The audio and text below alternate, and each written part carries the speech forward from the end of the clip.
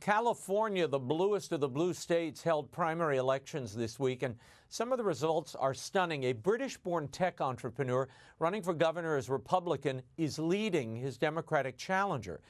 And another former reality star is actually competitive in the mayoral race in Los Angeles. Are Golden State voters ready to move in a new direction? Here with analysis, I'm joined by investigations editor at the Washington Examiner and seasoned political reporter Sarah Bedford. Thank you for being with us. Before we get into the specific races, California hasn't elected a Republican governor since Schwarzenegger in 2006, Sarah. When we look at these primary results and you see Steve Hilton performing the way he has, he's in the lead now, is this a genuine political realignment, or is it still too early to say? Well, it's very clear that California voters are fed up with the status quo. The state has been mismanaged for years. It's bleeding wealth, it's bleeding families and companies. And so voters are really dissatisfied. None of the candidates really, except for Steve Hilton and the other Republican in the race, Chad Bianco, who is not in contention for moving on to the runoff. Nobody ran really on challenging that status quo except Steve Hilton, and that's why you see him in the lead. He'll probably have some structural issues once that Democratic vote is consolidated behind one candidate rather than like a dozen, which it was in the primary stage. But certainly what you're seeing in California statewide and in Los Angeles is a lot of frustration from voters. What do you make of the story that officials there are now saying it could take weeks until we have a final tally of this vote count? I mean, Sarah, how can you do this in a major state like California? How can they not turn in results? Why is it taking weeks to count the vote? Well, it's emblematic of the broader problems in the state, right? They can't get anything done. They can't run their social services programs. They can't rebuild houses after fires. They can't clear homeless encampments. They can't educate children for tens of thousands of dollars per pupil. And obviously, they're struggling to count the ballots in a state that the election system, by design, maximizes how many ballots can be counted, even if it's at the expense of voter confidence, prompt results. And, it's no wonder that voters are so frustrated that not even elections can be run properly. I mean, everything from the fire station to the governor's mansion has been so mismanaged over the past few years. Well, yeah, well, Steve Hilton is an old pal of mine. I mean, I knew him at Fox. I did his show often. He was, of course, a Downing Street advisor to David Cameron in the UK. He's not your typical California Republican. And his primary numbers are strong. Right now, with 58% of votes counted, Hilton is at 27% of the vote. His nearest Democratic challenger, Javier Becerra, is at 25%. Do you think he has an actual path to the general election once that Democratic vote starts consolidating?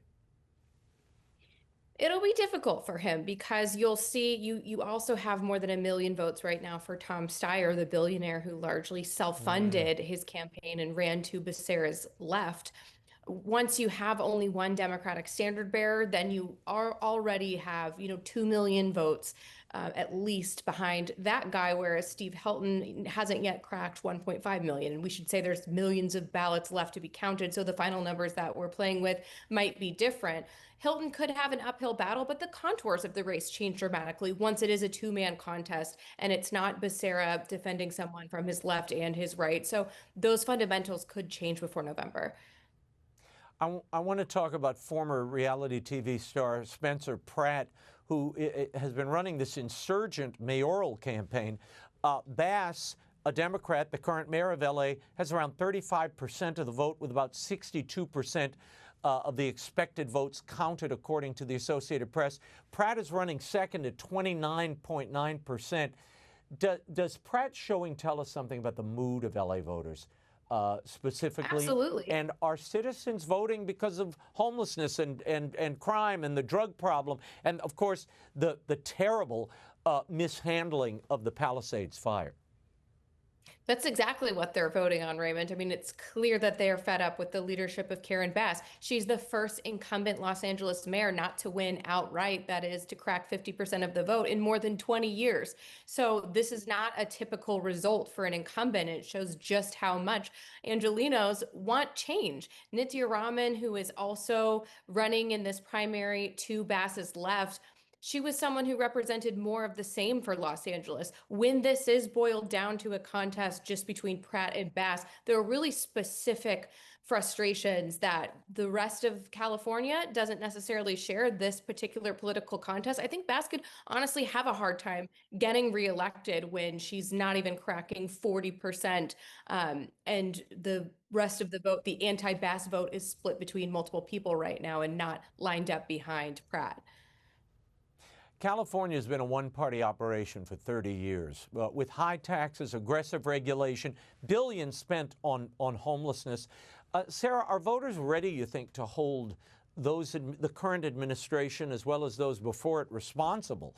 And are the Republicans simply outgunned because so many Republican and conservative voters have moved out of the state? Well, it's true that Republicans are outgunned. The state Republican Party has been gutted after years of, like you mentioned, one party rule in California. But we're a long way from peak woke. There's a lot of liberal orthodoxies about how to deal with crime and homelessness that are no longer shared by a majority of Democratic voters. And in fact, Democratic voters, I think, have gotten a lot more realistic about the ways those problems need to be solved. And Donald Trump, I think, has a lot to do with this, maybe not in the way you'd expect, but a Democratic voter who might abhor what Trump has done looks at the way he's governed and saw, you really can just come in and do things if you have the will. Why aren't our leaders just fixing things? And so they might vote for the leader who they think actually has the will to change the status quo. Yeah. Sarah, we will leave it there. You can follow Sarah Bedford's reporting on X at Sarah C. Bedford. Thank you, Sarah. Thank you.